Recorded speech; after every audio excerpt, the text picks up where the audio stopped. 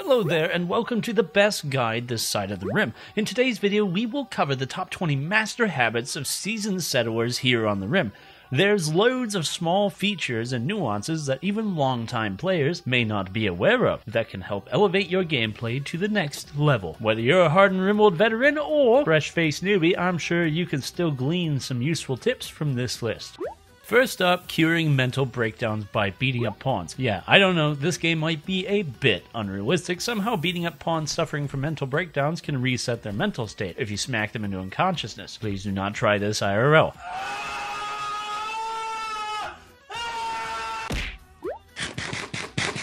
In the worst case scenario, you may have to jail them, which makes them suffer the was in prison debuff temporarily. That was a Noobert burp. The next good habit to help you master Rimworld is prioritizing quality at all costs, especially for weapons and armor. Granted, I'm sure most players are aware of how important quality is, but most will probably still try to balance it out with cost saving and other factors. I'm here to tell you, no, just no. Towards the mid and late game, top quality gear is absolutely vital. Spare no expense or pawns in acquiring the best possible gear. This is because the enemies start to get really dangerous with their own powerful weapons and armor. If you skimp on your combat gear, you'll suffer loads of losses, which results in a spiral of not having enough resources and losing further.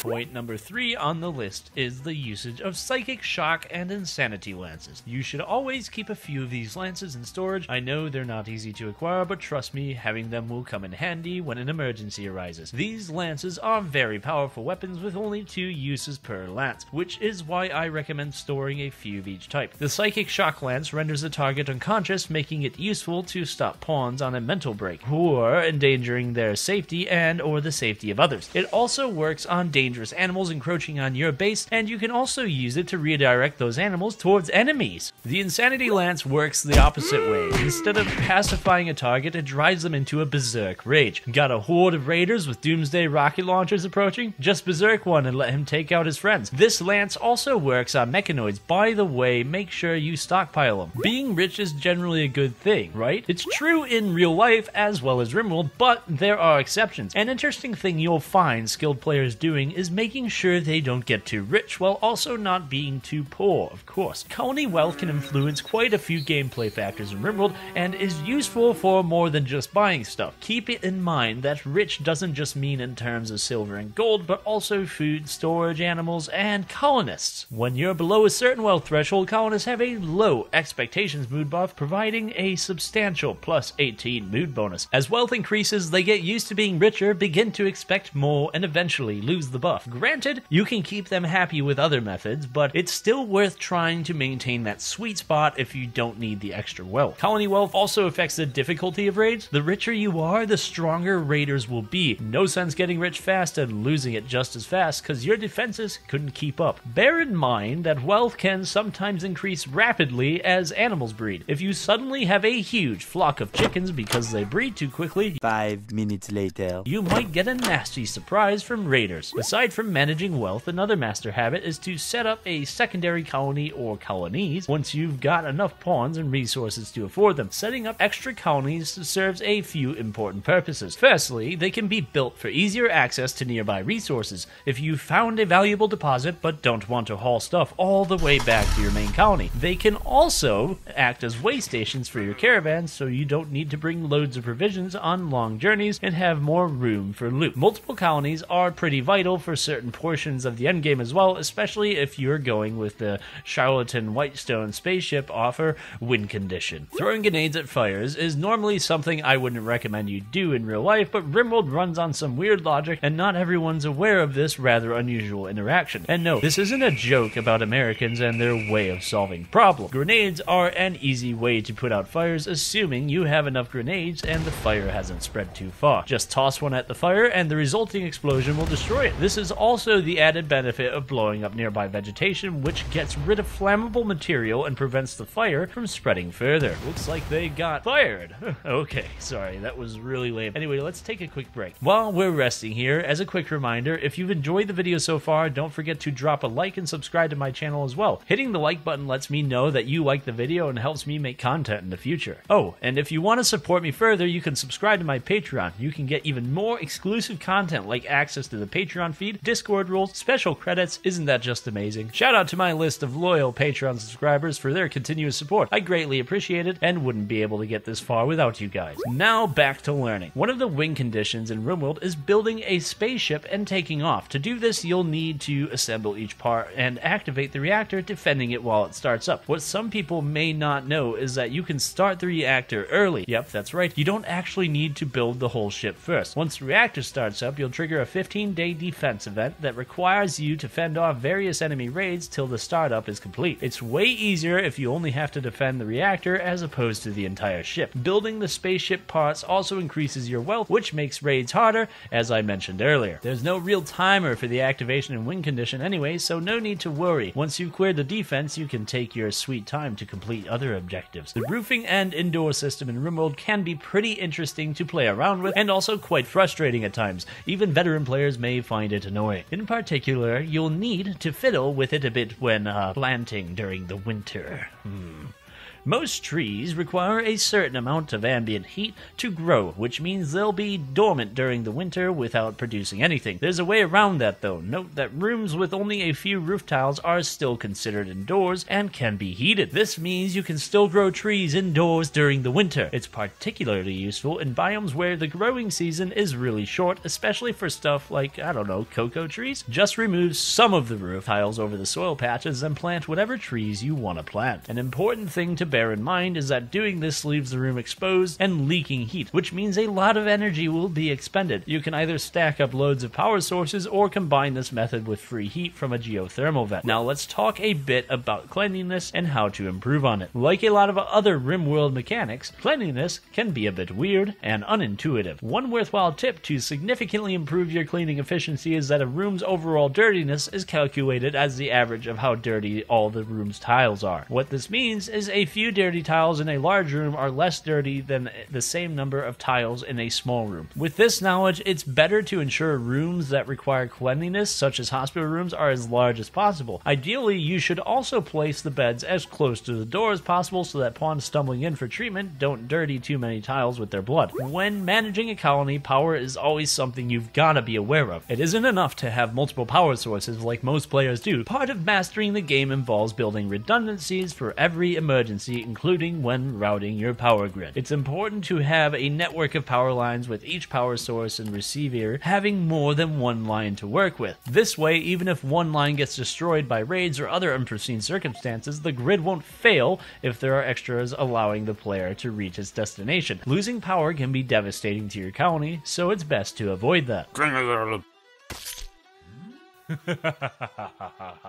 Speaking of the colony, sometimes you've got to cut your losses and run. It may be tempting to stick with a failing base where the pawns and infrastructure are burning to the ground, but being a master means knowing when to abandon ship. This is why I suggested the multiple bases tip earlier. If you already have another colony, you can just fall back to it and rebuild from there. I mean, honestly, despite seeming counterintuitive, rebuilding might just be easier and cheaper. Oh, but don't forget your essential supplies like food and medicine before taking off. Alternatively, you might want to stay and defend the base against all odds instead if that's what you want. Make sure to have multi-layered defenses. I'm not just referring to turrets and troops, mind you. The layout of your walls is also very important. Assuming you have enough resources, you can build a beehive-like base with multiple empty rooms and fallback positions to enable a tactical retreat. If your outer defenses get breached during a raid, just fall back bit by bit while whittling the enemy down along the way. Think of it like bulkheads on a ship, designed to contain the water in that section if there's a hull breach. On that note, it always pays to be prepared for the worst in terms of your base designs. Mastering this is vital because you won't have time to build during an emergency. Right from the start, treat your base like a fallout shelter or a military bunker. The AI in this game is sadistic, so you will get attacked repeatedly at some point or suffer years of toxic fallout or volcanic winter, whatever it may be. Since that's the case, always prepare way beforehand with extra supply caches and panic rooms in strategic locations. Aside from building bases that can withstand emergencies, always stockpile special weapons for use against dangerous enemies. Lots of players will probably rely on their regular weapons and either waste special weapons on lesser threats or hoard them forever too afraid to use them up. Don't be like those guys. By all means, stockpile them, but don't be afraid to use special weapons when the need arises. For example, uranium melee weapons have a very high blunt damage along with EMPs, which disable electronics. They're great for fighting mechanoids since those robots have low blunt resistance. There's also the lances that I mentioned earlier, as well as other stuff like the incendiary weapons, which counter insectoid enemies, and loads more. Oh hey, we're getting close to the end of the list, but let's take another short break before that. Since you're resting, how about dropping some feedback in the comments below if you've got any? You can also stop by to chat or ask questions. Everyone's welcome. Just remember.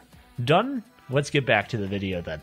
At number 15, the next tip is to breed loads and loads of war animals. Tamed attack animals are a huge contributor to your colony's combat efforts. In general, players tend to only breed a modest amount of these creatures. I mean, I understand training war animals in addition to rearing regular livestock requires a much larger amount of resources, time, and manpower. Still, elevating your combat to the next level is worth it. Attack animals can replace themselves through breeding, unlike colonists, and cut down on loss of life for your colony, at least in the long run. There are loads of options for picking attack animals, but I'd suggest wargs. A pack of these things can tear apart even centipede mechanoids. Totally worth it if you get cut down on training and equip your own pawn. Everyone loves ice cream, right? Strawberry popsicles are great. You know what's greater? Colonist popsicles. No, I'm not a cannibal, I think. I'm talking about preserving the dead bodies of your colonists via sarcophagus caskets. While your fridge is primarily used for preserving food or other stuff, it's possible to use them to maintain pawns until you can revive them. But why not just bury them? Well, if you've got Resurrector Mech serums available, these preserved dead colonists can be brought back to life freely. Without preservation, it becomes much harder to bring a dead person back since they'll suffer loads of side effects, increasing the longer they've been dead. Oh, and make sure you store the body in a room only accessible by deconstruction. Basically, that means a sealed off room with stone walls with a vent connected to the freezer. You don't want animals to start chewing on their bodies. One thing cool about Rimworld is how you can capture enemy pawns instead of killing them, whether for ransom, target practice, or illegal experimentation. The problem is using this much force may kill them. So let's have a look at some safer methods. Assuming you don't want to use up your psychic shock lances, setting enemy raiders on fire is an easy way to capture them. I know it still sounds dangerous, but hear me out. The way fire damage works is that it'll down them instead of killing them immediately, which makes them easier to capture. Fire can also spread in a large area if you ever need to capture a lot of enemies at once. But the problem is, how do you group them together for this tactic while keeping your own pawns safe? One way is to set up wooden barricades along the route raiders will take, then light up the barricades with flame weapons like Molotovs as they pass. If the fire corridor is long enough, the whole raider group should be ignited and you can mop up afterwards. If you want to go a step further and make things even safer to ensure none of them die, use heat traps instead. This will only work indoors, mind you, unlike the fire trap. First, build a long maze of corridors with open doors on both ends, with one end being the entrance and the other a small room with flammable objects. Use whatever means you can to lure the raid in. Once the raid is inside, shut the entrance door and ignite the flammable objects before shutting the exit door as well. After a while, the raiders will start to cook and be well done. The enemies will eventually faint from heat stroke. Now you can capture them, but don't take too long or they'll recover. Have you ever felt frustrated over the annoyance of trying to grow anima grass so your pawns can boost their psychic powers? Well, you can cheat the AI into growing it for you. It's usually a pain trying to find a colonist with with the natural meditation focus trait to grow animagrass, but if you've got tribal guests stopping over for tea, things get easier. Tribal guests are capable of growing animagrass, so feel free to tweak their schedule a little and make them meditate under the anima tree. They'll grow animagrass full-time for you. Easy. Construction is the basic skill needed to expand your colony. Since that's the case, you'll want quite a few colonists with high levels in the construction skill. You could do it the hard way by constructing and tearing down the stuff normally as part of your base expansion, or remove floors over and over and over again. It may seem simple, but the tip is especially helpful in mastering the game. Rimworld floors take a short amount of time, which means you can quickly boost a pawn's construction skill. This is especially handy if you're picking a Neolithic start, as you can deconstruct the floors around for your first fireproof home. Mechs in Rimworld are a very powerful enemy faction. You generally don't want to mess with them unless you're sufficiently prepared. Having said that, you can get them to do the dirty work of cleaning out the other enemy raiders. Most people, when they see a dormant mech cluster, will attack it on sight or avoid the area. That's all well and good, but here's a master tip. If there's one near your base, save it to deal with incoming raids. When a non-mechanoid enemy raid is approaching and you're not confident in your combat abilities, poke the cluster with a long-range weapon. The mechs will awaken and immediately target the raiders. You'll still have to clean up whichever faction is left over after the fight, but it'll be a lot easier since the winning side is probably crippled.